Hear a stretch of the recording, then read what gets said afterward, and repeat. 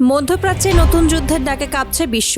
লোহিত সাগরে ইসরায়েলের 12টি আধুনিক যুদ্ধ জাহাজকে একত্রে মিসাইলি হামলা চালিয়ে ধ্বংস করেছে ইরান। গাজায় মাসের পর মাস চলতে থাকা হামলার জবাবে এটি ইরানের প্রথম সরাসরি পাল্টা আঘাত হিসেবে দেখছেন সামরিক বিশ্লেষকরা। ইসরায়েলের উন্নত এয়ার ডিফেন্স, আয়রন ডোম থেকে শুরু করে নৌবাহিনীর বারাক সিস্টেম পর্যন্ত কিছুই এই হামলা ঠেকাতে পারেনি। আজকের ভিডিওতে আমরা বিস্তারিত জানব কিভাবে হামলা হলো, কেন ইরান এই ঝুঁকিটা নিল এবং মধ্যপ্রাচ্যের জন্য এর ভবিষ্যৎ কি হতে পারে।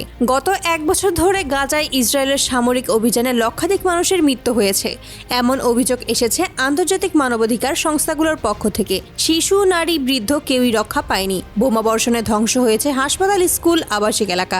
এতদিন ইরান পরোক্ষ সমর্থন দিয়ে আসছিল ফিলিস্তিনিদের, কিন্তু গাজার উপর সাম্প্রতিক মেগা অপারেশন, যেখানে টানা 72 ঘন্টা বিমান হামলা চালানো হয়, তারপরে ইরান হুঁশিয়ারি দিয়ে বলেছিল গাজা পড়লে তেল অভিভও নিরাপদ থাকবে না। কিন্তু তখন কেউ ভাবেনি পরিস্থিতি এত দ্রুত তীব্র হয়ে উঠবে। হামলার আগের দিন থেকেই লোহিত সাগরের আশেপাশে অস্বাভাবিক সামরিক নড়াচড়া লক্ষ্য করা যায়। স্যাটেলাইট ফুটেজ দেখা যায় ইরানের 3টি বড় নৌমহড়া, অজানা ব্যালিস্টিক মিসাইল লঞ্চার পরিবহন, সমুদ্রপথে ড্রোন উৎক্ষেপণের প্রস্তুতি। ইসরায়েলি গুপ্তচর সংস্থাগুলো বিষয়টি সন্দেহ করলেও তারা ভেবেছিল এটি শুধু শোডাউন, বাস্তব হামলা নয়।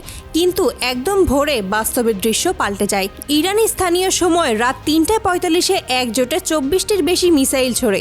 এসব মিসাইলের গতি এতটাই দ্রুত ছিল যে রাডার সিস্টেম মাত্র কয়েক সেকেন্ড আগে এগুলো শনাক্ত করতে পারে। হামলার টার্গেট ছিল ইসরায়েলের 12টি নৌযুদ্ধ জাহাজ, 4টি করভেট, 3টি পেট্রোল ভেসেল, 2টি ফ্রিগেট, 3টি আর্মড সাপ্লাই শিপ। ইরানি সামরিক বাহিনীর দাবি তাদের নতুন হাইপারসোনিক হামাদান 3 মিসাইল ব্যবহার করা হয়েছে। এই মিসাইল সেকেন্ডে 6 কিলোমিটার গতিতে ছুটে যেতে পারে এবং যে কোনো ডিফেন্স রাডারকে সহজেই ছলনা করতে সক্ষম। হামলার পরপরই লোহিত সাগর জুড়ে বিশাল আগুনের গোলা তৈরি হয়। জাহাজগুলোতে বিস্ফোরণ এত ভয়াবহ ছিল যে আশেপাশের বাণিজ্যিক মালবাহী জাহাজগুলো যোগাযোগ বিচ্ছিন্ন হয়ে পড়ে। ইসরায়েলি নৌবাহিনীর কর্মকর্তারা এই হামলাকে বলেছেন 2006 সালের পর নিজেদের সবচেয়ে বড় নৌক্ষতি। হামলার ঘণ্টাখানেকের পর ইরানের প্রতিরক্ষা মন্ত্রণালয় জরুরি বার্তা দেন, গাজায় নিরীহ মানুষের রক্তের প্রতিশোধ স্বরূপ এই অভিযান। ইসরায়েলের আগ্রাসন চললে এটি শুধু শুরু। পরবর্তী পর্যায়ে আমরা আরও গভীর প্রতিরোধ দেখব।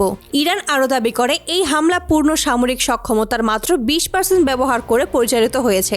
অর্থাৎ ইরান স্পষ্ট বার্তা দিচ্ছে এখনও আরও শক্তিশালী আঘাত তাদের হাতে রয়েছে। হামলার 24 ঘন্টা পর পর্যন্ত ইসরায়েলের কোনো বড় পাল্টা প্রতিক্রিয়া দেখায়নি। আমেরিকা, ইউরোপ, আরব দেশগুলো সকলেই উদ্বেগ প্রকাশ করেছে। হোয়াইট হাউসে বলেছে লোহিত সাগরের সামরিক সংঘাত পুরো বৈশ্বিক বাণিজ্যিক ব্যবস্থাকে হুমকির মুখে ফেলবে। এদিকে তেল বাজারে তীব্র অস্থিরতা দেখা দিয়েছে, ডলার শক্তি ওঠানামা করছে। বড় বাণিজ্য পথগুলোতেও জাহাজ চলাচল অর্ধেক কমে গেছে। লোহিত সাগরে ইসরায়েলের 12টি যুদ্ধ জাহাজ ধ্বংস এটি শুধু একটি মাত্র সামরিক ঘটনা নয়, বরং মধ্যপ্রাচ্যের শক্তির সমীকরণ বদলে দেওয়ার সংকেত। পরিস্থিতি কোন দিকে যায় তা নির্ভর করছে ইরান ও ইসরায়েলের পরবর্তী সিদ্ধান্তের উপর। আপনারা কি মনে করেন, এটি কি বড় যুদ্ধের রূপ নেবে নাকি শেষ মুহূর্তে সমঝোতা হবে? আপনার মতামত কমেন্টে জানাতে ভুলবেন না। ভিডিওটি ভালো লাগলে লাইক দিন, শেয়ার করুন এবং সাবস্ক্রাইব করে বেল আইকন প্রেস করে রাখুন। ধন্যবাদ। দেখা হবে পরের আপডেট নিয়ে।